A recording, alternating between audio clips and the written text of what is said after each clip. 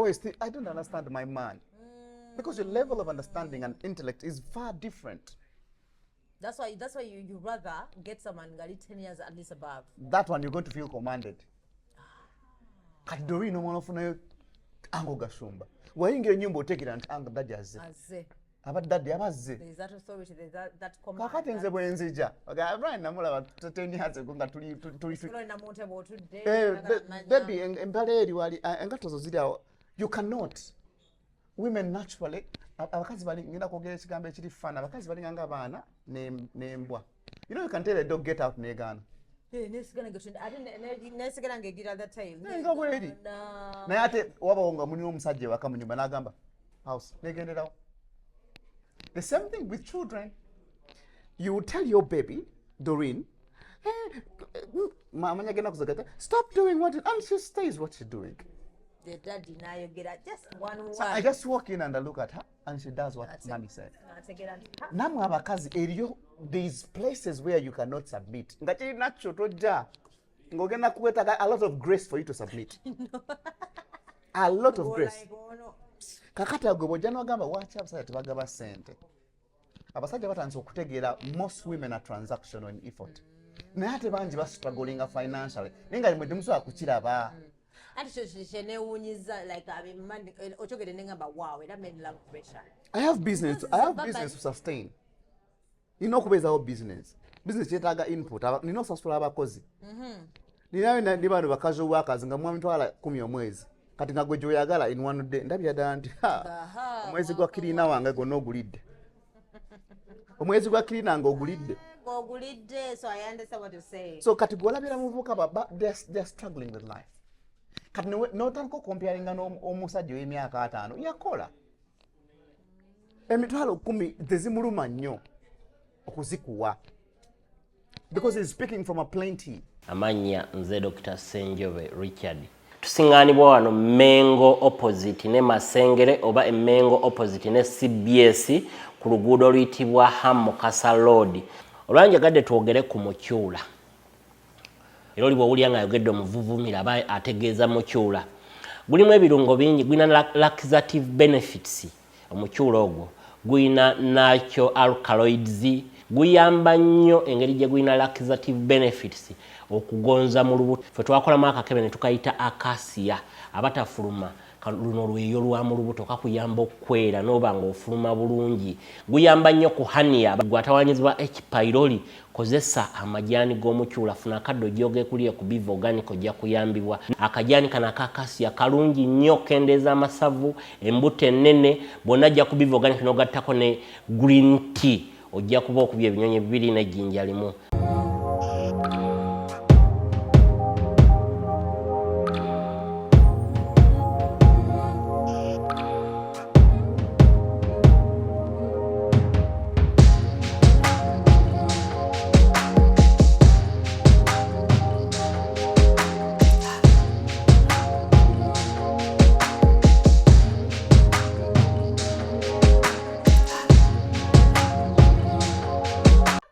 Basajja abakadde. Akosale wakutunuulira. Akosale omanya ambalamu amaanyi.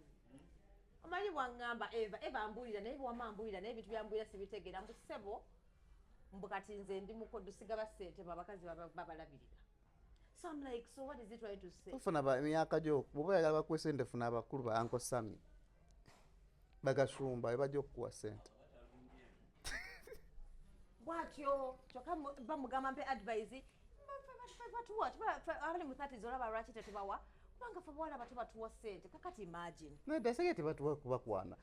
We are in a pattern where tuli mu pattern competition yageja anyway. Musajja babalwanira kati bw'olina mulwanire.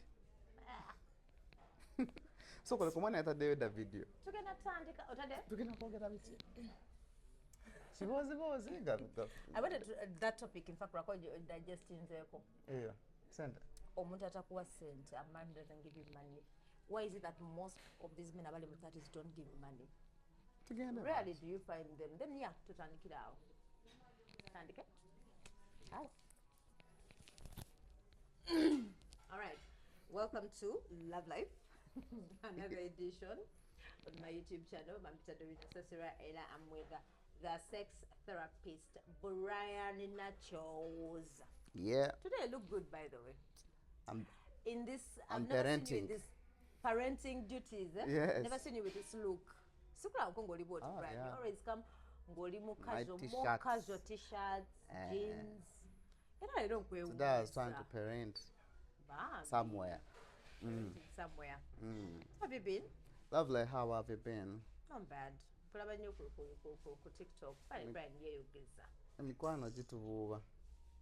Kati nago doyini omwaka guno ekuvaako nga mukazi talina musajja maaso awo kigenda bakizibu ofuna omusajja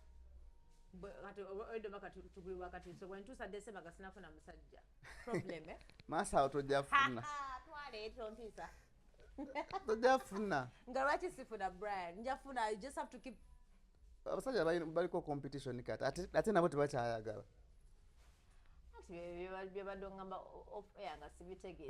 men have competition and they don't and there's no one who's committing. And that's the thing. Because abakazi bakoze ebintu abasajja. Abasajja ne bakoowa kati abaana ne batya ne bagamba olaba bali abasookayo bazibu. All the young men who are coming balina syndrome nti eat. No commitment. You don't run. You don't run. They stay around. Wow. Kalo nadukira Doreen. Bwe nadukira mbadaddi bajjajja balina ebizibu byabwe bwe kumanya pressure eddagala ya pressure gye liri ate omuwe eddagala ya diabetes kati abavubuka olina okumanya massage omanye prescription ye bweri pressure walinnyira olina okumanya massage kati malayika byatabanyumiza musajja omukulu anyuma naye olina okumanya wokukwatakwata ofuuka doctor from 70s and above. 70s wateerabiridde bulungi even at 60 atandika okufuna waliwo lifestyle ennaku zino eri abaana balina lifestyle mbi as early as 47 bali diabetic as early as 50 balina high blood pressure bali obese balina embuto because of that bad lifestyle banywa batuba every day banywa energy drinks every other time so they've done a good job at dilating your all muscles neziba weak mutanko kubanga olwanagana ne precipitation high blood pressure kakati bw'omufuna 50 awo nga teerabiridde bulungi olina kunyiga kumanya ddagala lya pressure we liri muba muli wakati mu round neyeesika ebinywa ne byesiba naga leeta kaloobu wali osigewoko noleeta kaloobu amagumba gate kimulegala okubuza something I'm not understanding the guys men in their 30s okukwanako bakwana but something you mentioned I've noticed they don't give money ate okukwana bakwana they know how to hunt they know the right words they don't give money and when it comes to settling down nga boyogedde teyayogera kintu kya settling down then nogamba jukira nze na time clock nogamba kakati tuli ku kiwano the guy has showered me with all the love but I'm not seeing money but you need to give me some money ate nakulaba walimu ng'oyogera ku TikTok video nogamba nti omukyala mpuliriza bw'oba ng'olina omusajja nga takuwa ssente manya omusajja takwagala manya omusajja alina gwaziwa enfunayo eri etya enfuna y'omusajja oyo erina kuba etya omanye okugaba ssente kuvaaringa Doreen bw'ofuna daddi n'akuwa akakadde nga alina $5,000,000 ku account n'akuwayo akakadde nze nga n'emitwalo 10 nenkwako omutwalo leero I'm a generous person kati ku mitwalo 10 gye nkuwadde nina okutambulako ngende ku mulimu nina okulyako kati nga nnonoonya omutwalo gwa Doreen wengugirako manya waliwo ekigenda okupendinga kati abamu beesobola yes ne bagaba but wabanga olina okumanya yeesobola atya kuba abavubuka balina kuza balina facade balina pretense gye bakola nga he looks good he drives a very good car nga he's highly indebted true very true ngebbanja limulinga ebbanja botoka bagibanja wabeera wonna nga nelandooda amugoba kati olaba omusajja butakuwasa naye nga muneeta zirina nga n'amafuta waliwo abamubanja amafuta ngagera ku petrol station nagamuntere wali ab'ebidomola kati abagaba bakyali bafa b'ebidomola nogera n'akuwa ekidomola kimu omugamba nja kudda nekakutwala wiiki emu so kakati gwe olaba muntu mutakuwa sente naye nga ataazirabika naye bambi nga talina. You know, many young men are struggling. Oh yeah. And they don't, ojesanga Then why do they have to pretend then? It's life. It's the life. You have to stay afloat in all ways. I know. Usanga n'omusajja nga talina neyewola sente yewole emmotoka. You know what I mean? Bamugambye leetayo miliyoni 9 n'azeewola kati nga alina osasula gye yaze sente n'emmotoka alina ogisabisinga. Bondi n'agenda ne bagira nga n'emmotoka buli mwezi atalina okubeera ng'ateeka. Nga n'ono gwe yewolako amuli bubi. Kati n'olaba nga is just floating. Kati osangira omusajja omukulu nga yeekolera ddala ebintu bye nga tafaayo nakwevuga alina akamotoka ye kali ize kati n'akuba akakadde nga talina bimugoba nnyo n'osanga omuvuka nga omwagala ali myaka gy'oyagala naye nga akugamba URA emutwala alina bamubanja kabokisi kamutwala nze nange nga we are in a period that is actually financially struggling. Kano osanga ate omuvubuka oyo okweja emyaka alina baby mama nga 3. Kati nebuza wakitakuwa sente naye nga alina baby mama 3 bonna bwagala sente. Waliwo yagamba nogamba you men love pressure. Nga kyoyogedde gwe kenyinyindo oli amabanja gakutwala wetadeko ku pressure okwano bwawalanga because biri bye bitambuza omusaayi byonna tebijjagaana. Kale funayo akamu kale lwaki wetadeko yabola basatu. Problem eriwo bw'obeera ng'olina kamu nako kakubonyaabonya. Ate kati twafunayo bwana obutegeera ennaku zino butuwane ku sente. So we are in a generation where kati bw'osanga omusajja nga ali mu 35 37 n'akukwana nga goli mu 34 35 there's a high chance that he also has a 25 26-year-old girl. Meanwhile, that 26-year-old girl kainayo 60-year-old man who's financing her bills nga ne kasurviving n'omusajja gwe kaagala. In the meanwhile kamwone ku sente kamwaya abiri n'akewolako kati bw'akewolako 5 n'ajja ewuwo gwe wa 34 35 nga naawe akusubira okuba nga olina kati ddala omukazi w'emyaka 35 and above wakyo batolina sente twenkana fena tuli ba ancestor kati gwe I would really understand a 22-year-old girl nga talina sente yakava mu campus oba n'okusoma yali awo tanafuna na mulimu but I'm expecting a girl above 30 okuba nga olina kyofigurinze out. Wow. Either business-wise or you have a career. Kati goba to ina 35 nga nangu wa 34 37 sirina because I'm a man. So many things are looking at me. Woman, if you don't have money at your age at 34 35 nga to ina sente ina ekizibu nawe. Why are you depending on people's money? I depend on a man. The age kati ensobi je mukola ye Doreen. Yeah, and age bracket here 30 is 35 we don't supposed to be. Kakati wosa mwina kwe supportinga. We are in the same age bracket, have to support each other. With a man, yes. In our 30s. Okay. If you are in the same age bracket, you must support each other. Era nze ngamba nnyo abaana ababuwala omusajja yekayeka gokkirizibwa okuzimba yoyo nga muli mu age bracket yemu. Kati just take an example, Doreen. At you're 34, you're dating a 50-year-old guy. Why are you being patient with him? Hey. Why are you even building such a man? Yeah, he's already tell building material ye. Doreen bwe nkwana nga tuli mu age bracket yemu tukkirizibwa okwesupportinga but wabanga guy ali mu 50s you already are. We are into different generations. Definitely. Era patience bidabyagamba be patient with him. You must be in the same age bracket to be patient with the person. Even patience has to apply. Hey. Unless you're in the same age bracket. Kubanga ebyakulemesa okuba nazo otandika omusabiza n'ebimulemeseza. To make matters worse, some of them are baby mamas. Abatwane ku police. Kituufu nga tebagala. Kati osanga omuvubuka 35 years alina 2 baby mamas nga ensonga zonna ziri mu police. Nga yayinaoteekayo ez'amateeka kati gotandika omuteeka ku pressure gayitagaba sente gayitagaba nga naye asurviving.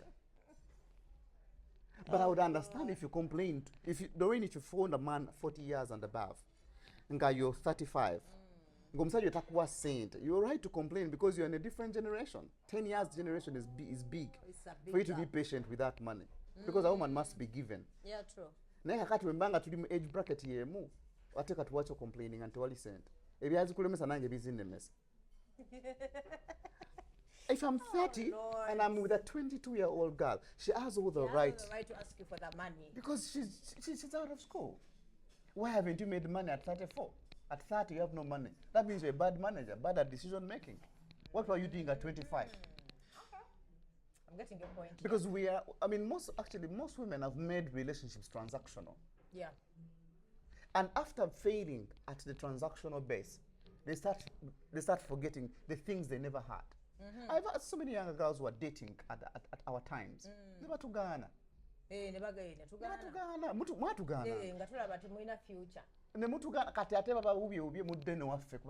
We have game. That's the issue. BRYAN. Sweetheart, I see the girls who are at campus at our times. Musanga kutuse. Yeah. She made it transactional. Nibamuzunze atenga tane bala gatata wawe tatawe uli ne boyfriend actually daddy friend boyfriend ngatosa mlaga tatao you start hiding him no jama embuto by the time you come to your senses you're 35 and above, no child, no man. Now you're coming back to our age mates, like this boy is not giving me money, and I'm like, what were you doing at your age bracket? So you know where the problem is. Single. I would have shown you a message today. This girl told me, BRYAN, Nina sent, I have my own car, I have my own house. Omusaja. She's 35 now. She has her own house. That's the time. She has her own house. She has her own car. She built. She got a job early. Oh yeah. She's very established. Omusaja. But young men but every time you're trying to commit, because there's something even said waka. Nomugamba jangu ke wakanategera tobuzibu otibera mulavu abakazi abamutusirwala. But that's how we are wired. But not all of us. But the danger with women. Why you get an agaba, you know, this is my house. Instead of saying I'm renting. The moment a woman has money, the relationship fails to balance because women don't know how to control that power. Metamani controlling the power. This is where the problem is. You're even not paying on one. Ate buli musajja ayagala nnyo waafuga. Buli musajja ayagala nnyo waafuga. Omujjako power eyo nga ati go otandika okumufuga kubanga ennyumba yiyo your age bracket ennyumba yiyo alabya danga ono talinawo power tagenda kugamba doino tewafumbye leero ojambuza baby ate kati wabadde ki. You're not going to control. So men by nature need to be in a place of establishment where they are in the power section. That's why ajja kuva mu nyumba yo eyiyo 35 afune akana ka ghetto girl somewhere 22 21 aka overseeing akujengako sente. Sorange Women Syrup eddagala erikakkanya obulumi mu nsonga z'abakyala oba ziyite cramps. Lisange mu pharmacies, drug shops oba supermarkets. Lino lyakakasibwa National Drug Authority. So omusajja yaganyo waafuga men love power. So what would you advise, like katinga bali mu 30s mid 30s obanga agenda walogo ngambi agenda okukweza 40? Problem eriwo nti temumanya biki bibi ole prio gyotuukako ng'olina kufuna yo senior. So scenarios where I built myself like that 35-year-old go ngambi umbankula, do I need to tell that man oba anyway naturally? Because everything will come out. Nature has I rent out the place. Let me tell you something. Let that man sometimes you don't want to discomfort your life because of another person's maybe misfortune. Yeah. Because sometimes women are more luckier to get things done than men. True. By the time a man gets really established in the sentence kubye wabanga taimu bintuntu 40 plus. 40 plus obera sure anti kati some of the business you've established are standing. Yeah. Ngojeko bine financial glitches around zero from nagwamu kokatona. Na yenga by 40 sometimes a man feels that I feel ready. I feel established. Meanwhile, if we started dating, for example, you and I, if we started dating like at our 30s, now nga twali tukuze ffenna nga twezimba nga nabo oyimba. That would be a beautiful casual relationship. Casual. Lwakuba problem wejjiro gyatandika kamanyiro kubanga ondabidde ddala nga sinawe. That's why abasajja abasinga bamanyira abakazi. Ojja mu bulamu bwe nga tolina input yonna mu bulamu bwe. Totaddemu. Nekugamba nti nkuzimbye okuva edda. Kati gwe bonzimba mba ntya n'okutya naye mba njagala kufuna we naazimbira nga bansanze nazo. It takes a lot of discipline for a man to grow up n'amala n'afuna ssente n'asigala n'omukazi eyabeera naye mu bwavu. It takes discipline. Era asigala nagamba I respect my wife but yeesanga afunyeyo atambula mu nnaku binyuma. Nga tagenda kulangira. Nga tebagenda kulangira. Baana ne family yaffe batulangira. Nga bakulaba nga olina emyanda ng'okulangira. So sometimes you feel like you want to be out of the people that know you. Kutegedde waliwo yeah. You need to be out of the people that know you. So kakati ekizibu kye tulina kyekyo nti abakazi balema okukola bye baagala in the right time. In the right time. Kakati ze gambe olina okusalawo kwa mirundi ebiri Doreen. Bw'oweza emyaka 3 manyi olina okuba mu basajja ba myaka 4+. Bw'obeera kwa 3 Why? Ate kizibu osanga omusajja w'emyaka 4 nga tawasangako tazaalangako ng'ali single. Banaye booleka. Babeera n'abaana abasinga. Either alina abaana kakati awo gwe n'olaba nga gwe malira obudde. N'ogamba why let me jump on that bandwagon. That means either bw'ofunayo alimu eyo bracket 32 and ng'oli mu 30s n'ofuna 32 bigenda kumenya because olina okuzimba. Okuggyako ng'osanze nga yali very fortunate. Nga family ezaategeka. Bw'osanga omwana nga yakola ssente nga 32 alina ennyumba ye yazimba. 2 scenarios have happened. Family yamusupportinga oba teyasoma. Nga teyasoma? Nga yatandika okukola 20. Abaana batandika okukola bakola nga yatandika okukola 15 years old nga teyasoma. Banakyalo babeerayo. Ng'omusanze alina ssente naye nga obudde wamalira like 16 years old yatandika okukola ssente oli mu senior 6. Ogenze ku campus osoma. 24 year old ye kati yakamala mu field emyaka 5 akola. Agenda oweza 30 nga muweza 30 kumu nga temwenkanankana. Abaana be twasomanga nabo nga yite yasoma nga yamalira mu senior 4. N'atandikirawo haso. Kati Doreen wasoma. Osobola okufuna omusajja nga teyasoma nga yakoma mu senior 4 Doreen. Kati kitegeeza gugenda ofuna nga alina ssente ali established okuzikuwaako. There is something, there's a parameter there. Abasajja bagaba ssente be bano nga alina game down zagoba. I must sleep with Doreen. Come what may. Kati gwe nojanga oli transactional. Ate ekirungi Doreen toli commando nnyo. Singa obadde commando nnyo nze I look at let me tell you a transactional woman. How they look. Transactional woman will come at you ng'olabye ddala enviri z'ayina zaasibye oba akaviri k'ayina kali mu kakadde. Ng'enjala zikoma eno. Nomanya agometwala 3 kakati awo otandikayo kumanya nti kati otandika okwepima men gauge. N'alaba ensawo Jose naye n'agamba n'alaba enviri n'awulira perfume n'agamba this is transactional.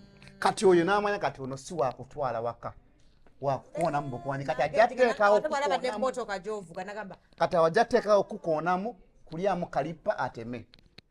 Akiteeka mu bwongo. Naye eriyo omukazi ng'olabya ddala nti this one is a material for home. Najja nga takuwa ssente naye ng'ali available to show you love. N'amanya Doreen nja muzaalamu omwana ono. Ekyo ffe abasajja bageejinga. Alina omukazi gw'otulina n'agamba ono waakulya ssente. Men know on the first 3 days of our meeting. We know. Tono ngenda kulyamu mulye. Ono waliwo kyenzimba naye. Ngenda kizimba naye. Kati gwe tunaalyako obuli. Bw'asaba eky'ekkumi nkiteekawo. Kubanga manya it's not going to be too long. Alina okudda asaba endala. Wanaasabira ataano nga maze okulipa. Awo nga ngostinga. I ghost. That's why we keep asking Rachi ya ghosting, Rachi ya duse. Because they saw yachibaze nti ono talina gy'alaga. Ono wabadde wakulya mu buli. So bana basigalawo even a year or 2 naye nga wadde mufumbo nasigalawo awo. Aba yalaba future. Yalaba nti you are. Omwana agana buganyi mu wano. Exactly. Yalaba nga there's a chance with you. Eri omukazi gw'otunulira n'ogamba Doreen ono senga mba nkoze bye nnina okukola nsobola omuteeka ewaka. Bino ekimala kimatiro yakuba tonna kimanyi. True, Bantia. kati andi Well, kati because waliwo it's andi kati wrong. obudde bwagenda kati ate choices zo ani anakutwala omanye ekizibu kyabakazi tebatayagala kukkiriza. A 30-year-old woman is very mature in the brain. Yeah, true. Let me tell you, Doreen, osanga omwana wa 30 years old n'omuteeka n'omuvubuka wa 35-year-old olabira nga ono mwana muto. That's why you always think, I don't understand my man. Because your level of understanding and intellect is far different. That's why you rather get someone ngali 10 years at least above. That one you're going to feel commanded. Kati Doreen omwana ofunayo ango gashumba. Wayingira ennyumba oteekera nti anga daddy azze. Abadadde abazze. There is that authority, there is that command. Kakati nze bwe nzija. Brian namulaba 10 years ago nga tuli baby empale eri wali engato zo ziri awo. You cannot. Women naturally abakazi bali ngenda kwogera ekigambo ekiri fana abakazi bali nga abaana n'embwa. You know you can tell a dog get out n'egaana. nesigala ngegira that time. Nga bweri. Naye ate wabawo nga mulina omusajja ewaka mu nyumba n'agamba house n'egenderawo. The same thing with children. You will tell your baby, Doreen, stop doing what it, and she stays what she's doing. The daddy now you get just one. So I just walk in and I look at her and she does what mommy said. Namwe abakazi eriyo these places where you cannot submit. Ngati nacho toja. Ngogenda kuweta a lot of grace for you to submit. A lot of grace. Kakati agobojja n'agamba lwaki abasajja tebagaba ssente. Abasajja batandise okutegeera most women are transactional in effort. Naye ate bangi bastrugglinga financially. Naye nga limwe temusobola kukiraba. Ati kyenewunyiza like okyogere nengamba wow era made love pressure. I have business to sustain. Nina okubeezawo business. Business kyetaaga input. Nina okusasula abakozi. Nina ndi bano bakazi workers nga mwami 10 omwezi. Kati nga gwe gy'oyagala in one day ndabira ddala nti omwezi gwa kirina wange gonna ogulidde. Omwezi gwa kirina nga ogulidde. So I understand what you're saying. So kati gw'olabira muvubuka baba they're struggling with life. Kati n'otandika okukomparinga n'omusajja w'emyaka 5 yakola. Emitwalo 10 tezimuluma nnyo okuzikuwa. Because he's speaking from a plenty. Kutegedde kyogamba. Nosanga omuvubuka nga bambi akuwayo ekyetaano n'avuga amafuta ge n'ajja n'akulabako n'akutwalako out ku mafuta ge kati nga jjukira amafuta nago abala amabale nakutopinga ng'osuubirayo akasente n'ata naye ng'abaze nti noteekamu ekyebiri wali kati bw'akuwa ekyetaano emmotoka egenda musikirako akubire ekyaliwe kasaato osooka ongiireko wano eky'ekkumi biganye. So the truth they are stingy. Babaza. Waliwo twali n'ekyali yaffe nga tunywa abaana abawala ennaku zino mbina ebintu ebimukola eby'ekiyaayi. We went out. You've gone out for the first date. Omwana n'atumya bottle ya wine. You're just going out. The first date. The first date otumiza bottle ya wine. Mitwalo 2 mu ezo giizo egyo. N'agenda nga yadde atambulemu na 10. Nanyigira munna akasimu awo message soko mperezeeko. Olamuta yabutakuwa oze onywedde bottle ya mitwalo 2. Yasooka n'onya buno bushotsi obwo. Once yagamba, baby, it's going to be very hard. Let's get a bottle. Can I have a bottle? Bottle of wine. Ne bagiteeka omwana n'atandika ogikuba n'agikuba. N'agituusa ngeno wansi n'agiparkinga. N'agamba, baby, we can go. Kyalina nga bro nabadde awo netandika okukubamu obufaananyi zinagenze out nga mmanyi tugenda spending out kya 10-15 boto yokka nga tekuli byakulya eriyo boto n'ezaataano kati yasooka noonya bushotsi awo bw'etaano nga bonna. So my idea is kati guba ofu is transactional bw'ongamba sikuwa sente you're transactional. So that your next time bwakufuna nadduka omunenya because balabye ekyomukoze akitegeddeko nagamba so why don't men why tosoka n'obuuza ki ogamba kakati kiki ekyo kunyumira like what are your places you want to go to avoid the embarrassment. So what if you call someone atakujjayo olawoyeza ebintu anti embeera z'abaana abawala tubasuubira men expect you to have wisdom and knowledge to know how to do. That's why omusajja date yasemba kadda mu inbox hi what happened.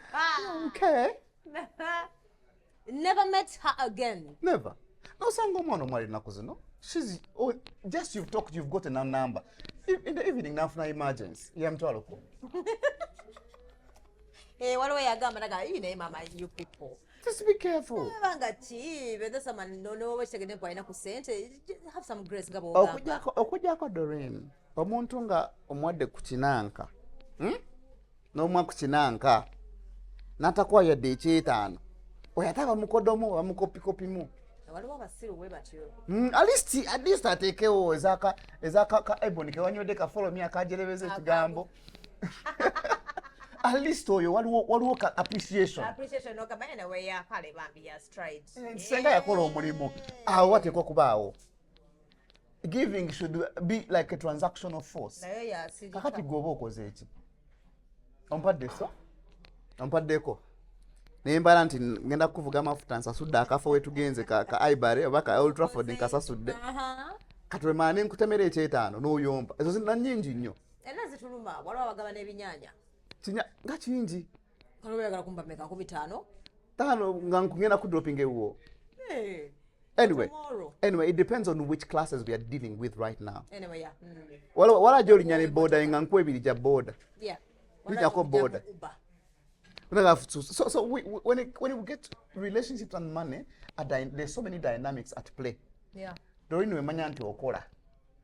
Ne manya nti okola ina nawe sente zo. Nange nkola njia mweje emyaka. The input if we are in the dating space should not be over exaggerated. Nebo sanga omuvuka katukeze Doreen nentandika okundeetinga. Ncha nenkuyirako miliyoni 2. Manya waliwo ha. Nenkuyirako miliyoni 2. Olweggulo nenkuwayo 5. There's ku myaka gyange gino I get excited but then bamanyi. Osuubira ki? There's some type of play here. There's some type of play. Where am I getting the money like that? Exactly. Tubeera nga oyina ka business ko oli muvubuka URA ekucharge omusolo mungi yoko kawala kakuchaye mutwako wadde Emitwalo 2 rent bichiwe nawe oli agamba anyize kubanga emergency nkugambye nga boyogedde emergency wali agambye mutufudde nnyo ba restaurants. You should have asked what time is it right for me to even ask for money. I wanted to ask what is the right time. First of all, people are tired of the talking stages these days. What are you talking stage? Talking stages is it again? Listen, just getting to know yourselves one day. You get next day.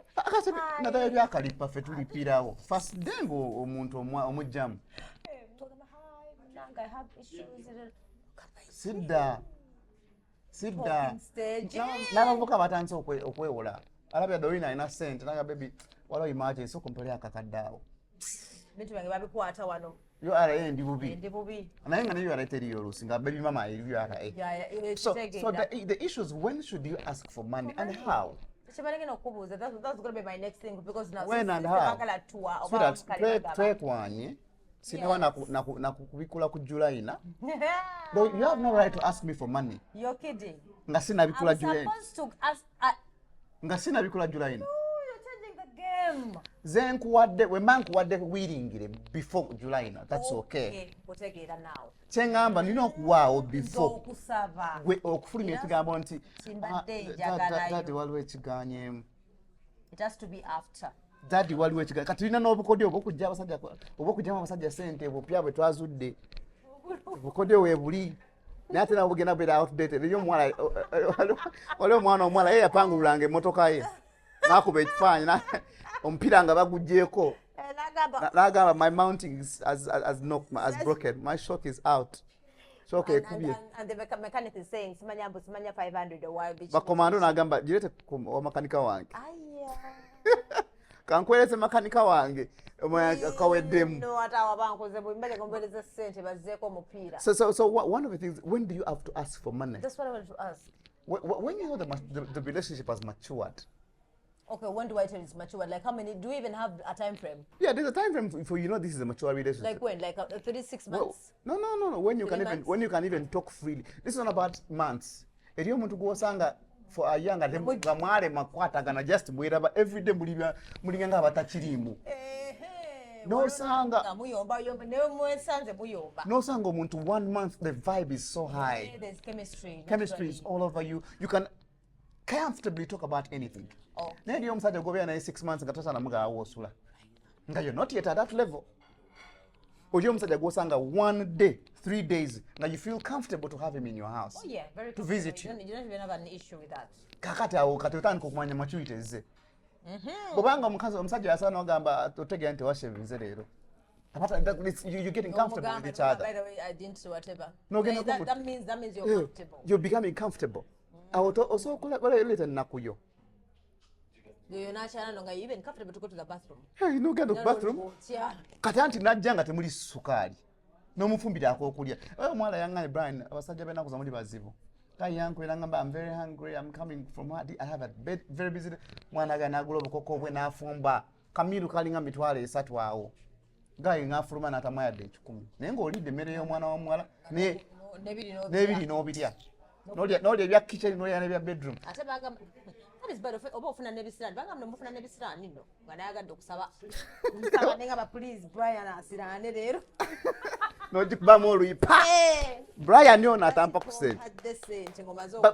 But if it's transactional we have to also agree. Otundako mmeka maama tulabe. Otundako beka. Are you selling? So that we know. From the start. Are you selling? Olunaku lumu nakwanako mwala nga nkyakwaniriza. Manyi nalekera okwana kati. Wakula. Ebadde obanga mna walisejje mutuka nga mukene. Gatokwana nga bakwesibako obwesibi. Muntu abeera mukwano ko just natankoga. Brian, what's up? Nga tulina kyongamba. Do you want to say anything? Muna tetokya nzenga nsa muka street musaba namba. Tekisoboka. No, byalekerawo. Yeah. Weteka mu position okubanga bagenda gikusaba namba before. I know. Exactly. That's twetega. So, omwana ngamba Brian. In the first of all, the moment you don't have a car, I don't date you. Wow. Yes, that was her right. Her standards, I understand. Nagamba, yeah. Brian, the moment you cannot give me money beginning from 100,000, you and I cannot. Even giving you my number is transactional. Nemubuza otunda obanaga Brian, I'm not selling, but to look like the way I like to attract you, I put in money. So you don't even know where it's coming from. So from day one you have to know. Exactly. So you want my number, give me money. Give me money. Right? So that nchimanya nti kati gotunda ne number kati bazitunda. You have to do your nails weekend ituse Emitwalo 3. Hey, kwanye ku Friday. Wazirabe ngeje zirabikamu. Njagala kola njala. Benkwana ku Friday ngenchazo bali lunaku lwanjala nino ziteekamu. So this guy come off clean nagamba Brian, me that's my role. The moment I ask simple questions, hi, how are you? Oh, where did you park? Oh, I came with a border. End of conversation. Wow. Gamanya now end of conversation. Not my standards. Ataluli nakugambye Doreen. Abasajja bonna they will treat you the way you accept to be treated. Give or take our standard in me to go out with you. So compare the one ekyabiri. Ajja kubeeranga treating like. Bw'aba ayagala kugenda nawe out ajja kukiteekawo. N'amanya nti kati Doreen transactional. Ate kati these things of dating, let me say dating someone kala married man naye nga tomusaba sente. Kati ate oba mulalu. How do you date a married man? Nga tomusaba ku sente. Ate munange oba toyagala mu stressinga. Anti kati ekyamukukwanyisiza kumumalako stress. Kati omuntu akumalako stress olina okuba nga olina ky'oteekamu. You can even invest time. Let me tell you, men give things differently. I'm going to teach you something funny. There are very many men who don't even take their wives out. Yeah. They don't even drive them in the car for a ride. There are very many men out there who cannot even sit down and girlfriend out. You drive together, a foot massage. To him, he has given what he doesn't give normally. Wow. Relationships zakyukamu olina okumanya ky'ogendamu in the beginning. Kati okusaba tusaba tutya olina ky'ogambye. Anti osaba ku basics. What are you doing, Doreen? If I have let me say there's a business. What are you doing? Men don't want to give their money, they want to support you. Real men want to support. What are you doing? Can you help me out with this? No man sanze ngo inaka business ko nendeta social media influencer nemuteka musente aku boosting the business. nensasulirayo bulango. Men support. The real men. Kakwana abayina sente z'okwonoona. Ngaza government babadde baddeyo ng'ayina. Ngayo nona bono. There are people who don't know what to do with their money. Ngabazirina. I know, by the way, you're right. Akuwa buwi. Oyo abatakwagala just because weziri. Oh yeah. Namanya Doreen ayagala sente. Because most men know toyina kyomwagalako. Omusajja nga mukulu nga muzeyizeyi. There is nothing you want from him. Yeah, true. Besides his money. Not his looks. So segeza you find was omugamba nomugamba, let me say for example I want to do this noga njagala kola kino kanisa bwaga no supporting ngoma ya want takwagala. I mean you are not part. Doreen whatever the omusajja sente. Oh yeah. Wale guna interview then akone muleta ne that's why nadekera awo ne muleta ne long story. Omulabirira. Mulabirira ne genda okulaba nga akamanyiro. Oh yeah, so balano ino munonya. Nenda mkwano na musula 3 months na zera hina alaba 3 months nga is too much. Omulabirira 3 months. No hote abasajja tukulabira myaka mukaaga nga tetukuyombesezaako. Oh second. I do the 3 months ngamba no I can't. Kata tokimanyi okujjako nga omusajja oyo musiru. Bwabanga bwatyo bwakyali nga takyukanga. He had wanted to come back last year nga yeyogeza yewereza bu messages out. And kati olina okumanya Doreen kino. Chokaza Pazi even wanted a kid. Nengamba no way. You want a child, you can't support. Thank Let me tell you something I've realized about because women. you're good looking. There are women who know that this is mine. I'm building this. I'll give you a personal story. I struggled in my earlier days. Yeah. Struggled. I want to go deeper. Ngebintu bikalubamu. Yeah. Akazi nalinamu olugezigezi ngesikuwa banaku. Kutegeera. Nga nze mbasiina wakinkwana atalina. Kitegeera. We are going to struggle tugenda kulyaki. Nze bwe bimbula kubanga nange nalina katandika business. Kati nkukwane nga naye tolina what are we going to eat? That's why nze obwenzi bwande mwana okunema. Because I'm in that place where I don't have time to waste. Kati nze nga bw'oba tolina motoka, it's hard for me to kukwana. You must be very beautiful. For me kukwana. Bw'oba tolina sente, you must be very beautiful. Very beautiful, stunning. That was my rule when I was growing up. Yeah. And a certain auntie told me this.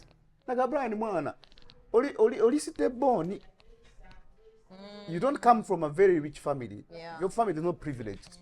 Kakati bonaleeta omwana omunaku. Nembuza omunaku yata, yo omunaku yata sola yade ngoina emergency amtwala abita so agakuwa. Asana agakuwa. Totawana. Nomugaba Ngamba okay.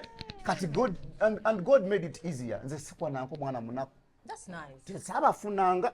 For some reason you set a standard. I set my standard. Yes, nogamba msigenda wa munaku. Nze kasanga otandika okukaaba ebizibu mama taata batu nga ntema. Mama tata nga ntema. Yeah. Manya kano ka cute kandyemu for fun, we're not going anywhere. Kakati naye mutango kutegeera those basics Doreen. Ojja complaining nga complaining idde bwerere. Gojja tuko complaining ga itagaba sente nga bu light obula nto ntagenda gaba sente. Muntandikwa. Okiraba. Nkutegeera ate by the you see nto ntagenda gaba. Gwe n'okiyingira. Okiyingira n'olemerako. Nkutegeera. N'oyiremera omusajja ategedde nti ova kumulabako. Nti ate obeera wekka. Natakwaza ayaka, natakwayadde ekyebiri oba ekyetaano. In the first days olabirawo nti wano waliwo akatatambula. Ngoma yotagenda kumpono. Kati awo ng'otandika okutegeera I don't have time to waste with this person. Yeah. Okujjako ng'osaze nagamba this is a casual guy. I'm actually having fun. He is nice. He gives me the vibration. Let me be in it for that. Every relationship as a woman, you must be in it for something. Yeah. If it's not money, it better be something worth the risk. Yeah, true by the way. Omanyi dolina ekitaliwo. Omusajja nga takuwa sente. The reverse is going to turn against okusaba sente. Deba nanga tell you right. Beka zanno. Bwaba takuwa. Waliwo omusajja atakuwa nga talina. Baile bo dating nga omusajja manya status ye. So kumanyisa nga toba musaba sente kumanya status ye. Because be an FBI on the person you've dated. Dating. I have a right. Togenda musimye, but how do you become an FBI?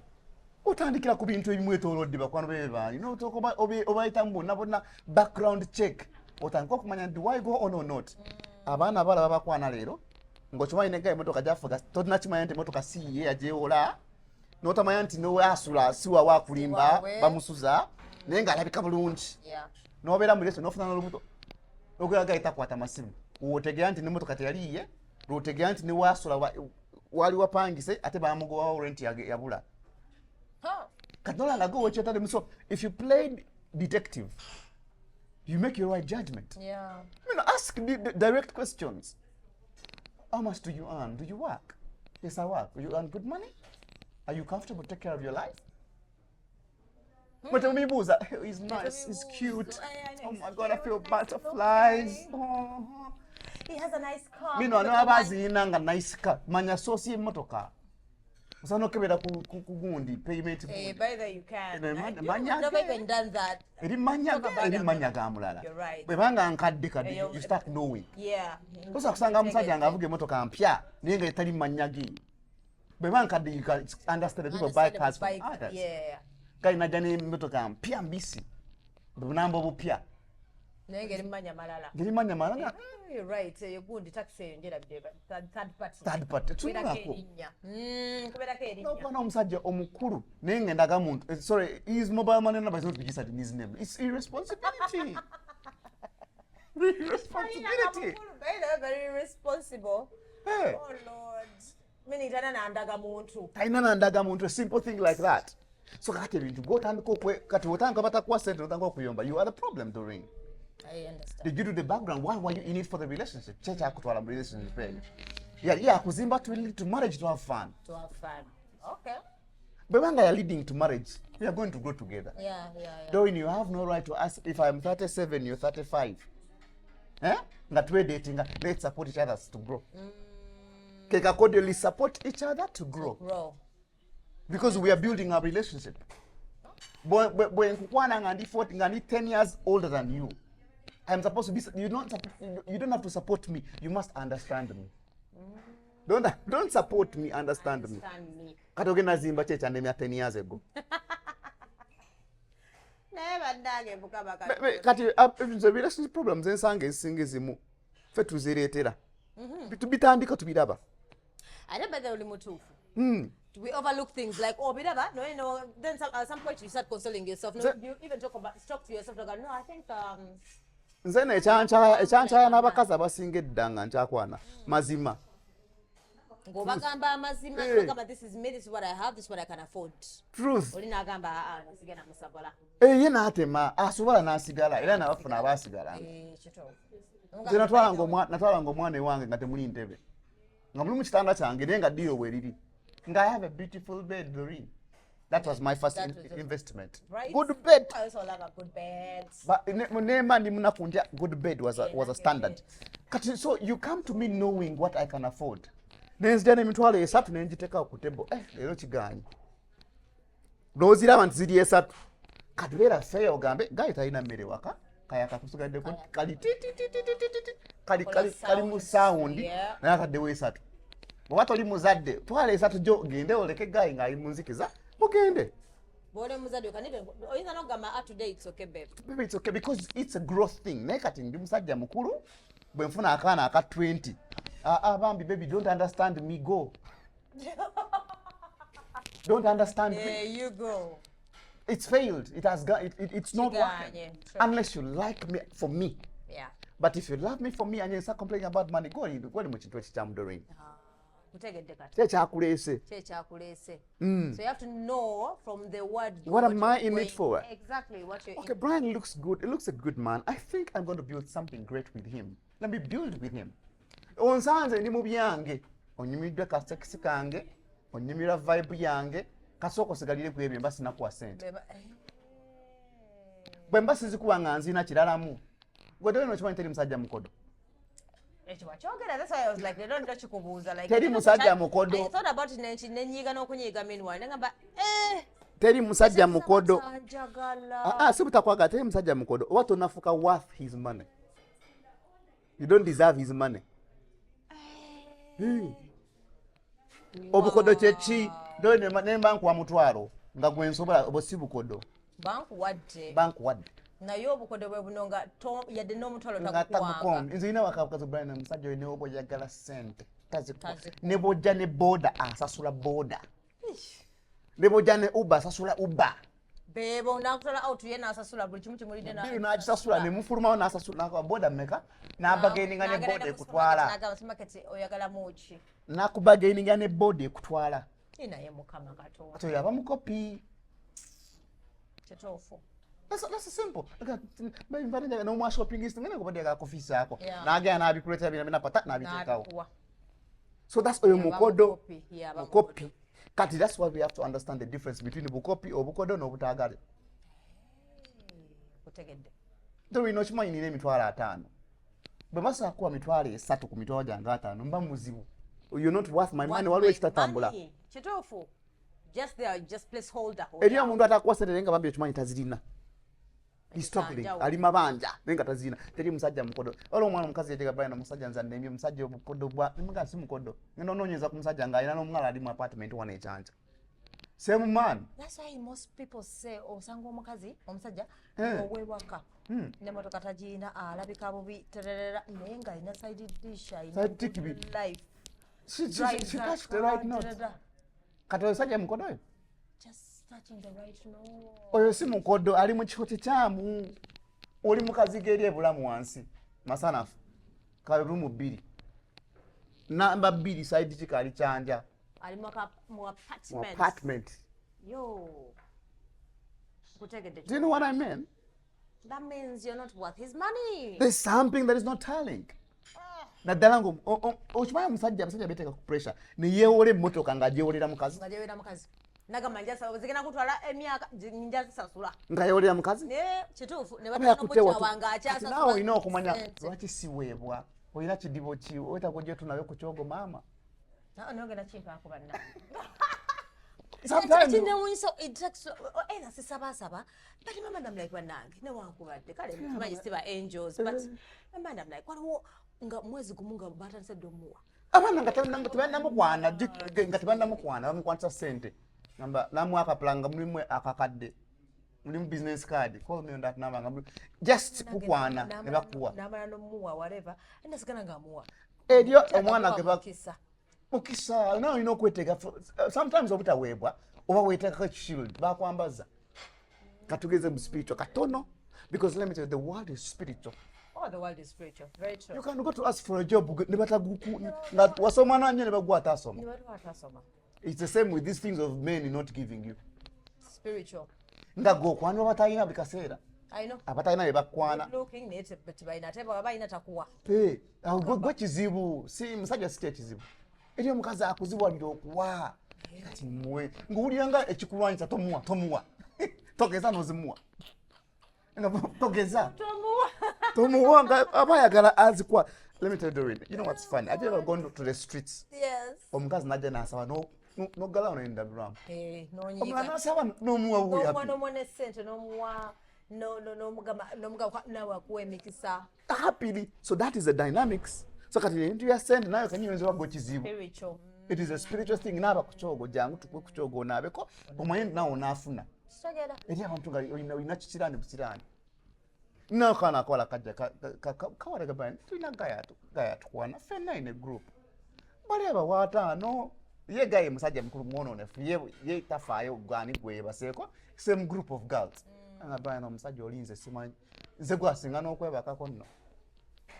Out of the girls ogenda olyanga tabayita nenze nampita buli week nakuwetaano. Oli gwatayita hey baby hi namutereka ekyataano. Musajja mukuru very big man. Nemnga mkwana gwe kizibu. So kat sometimes before you question the man not giving you. What's up, baby? What's up with you? What's up, baby? What's up with you? What's up? I love that. That's a very good assessment. Yeah. Watch it tebampa. But there's a problem. You are the problem. I remember one time when I was there's this girl. Mariam, I'll never forget you. Sorry, I said the name. This girl loved me. The other girl made me feel loved before. Sengana innocent mwe bisera. Wow. Maria Jamowa. Sengana innocent Mariam, I would have given her all the money. She loved me a way that made me believe that ulichimsolo kuchisoboka. And on top of that nampa nokum. Nganokumpa akampa ako kusente. Ngabambya akwagala. Girl, Mariam. My name Mariam, wherever you are. Thank you. but still remember you at least. But truthfully, Yeah. she made me see things differently. Kakati nange se era munoonya na chambuzi mwewe ku sente kati. But what this is what you need to understand, you as a girl. Are you worth giving? Worth giving? Are you worth my money? Lero ebintu by'okuweebwa ola osana okuba n'abaana ewaka abaana b'ozaala gwe yazaala ku baana naye ng'eriyo gw'owe nnyo nga tebabo nkutegeera nga weesanga oli ali appealing to be given mukisa ndigamba ne mu ba clients taddeyo deals ne balondamu oli gamba no way. I think you have the numbers and everything. Exactly.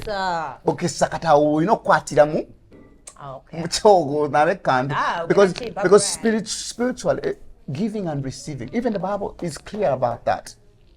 There are those who will get and there are those who will not get. No yalina katono kali mujibwako. Gwe usanga omukazi nga mulungi ng'alabika bulungi ninga tebamulaba.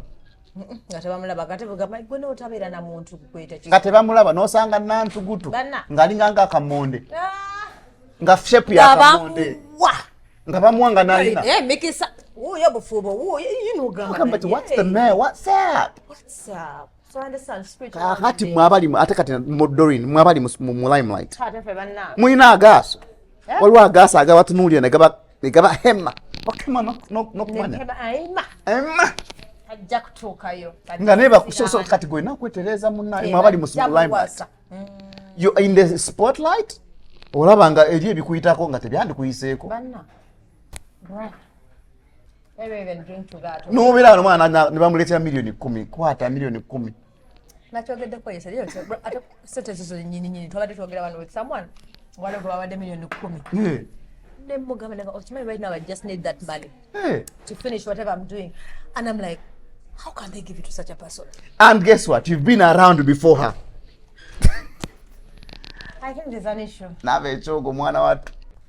Two things as we grow into these things. Yeah. One of the things that we have to accept or grow to as abachara n'abaami weekoleko weeteeketeeke. Weeteeketeeke weekoleko. Bino emonza nti the guy ghosted me.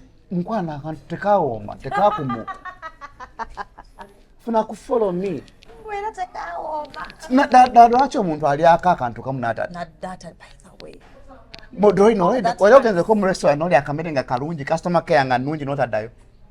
Gamba waliwo n'ekintu ekirala about sweetness ng'oli for starters nasoka even in condom nagamba hey you're actually sweet nakomawo naye waliwo ng'akulidde mutwe mukalu n'atakomawo n'atadda waliwo ekiwunyo jangu steamingemu mukwana najjanga emiryango gyonna gyaggula yampaka follow mimi emiryango nga gyeggula giyeyi gyagweri funzafunzamu like tegeke namune yeringa nga dduuka mukwana nagamba supermarket kuliko ba customer care bateekewo reception teekawo ba customer care kateni zibeerewo bayo kateni bugumu biki branding tandika okubrandinga nti kati kano kapete kamu ka follow me jerebeza ekigambo so baleme kuddako n'abasajja yali abatakola tawooma dakika emu n'ogweri n'owebuuza wabakyo omwana tanjagala nnyo akathriller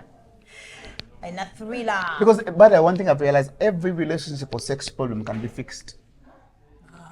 Obulungi bwa nnyina si bwe buleetera okussa. Kituufu.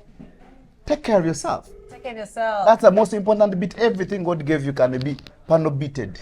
Panel beat somewhere. Yeah. To the panel beating, oterere. TikTok, BRYAN Naturals. BRYAN Naturals. BRYAN, Semanda, everywhere. So that we grow together. Jango okole ekigambo. Everything with sex can change. Any number? Those who want to... Good pussy creates bonds. My number is 0701-7171-67. Again, it's okay. So, good pussy creates bonds. Tosa kubanga tooma nga n'obyobi tolina mpisa byonna bikyama. You will have issues. Bye.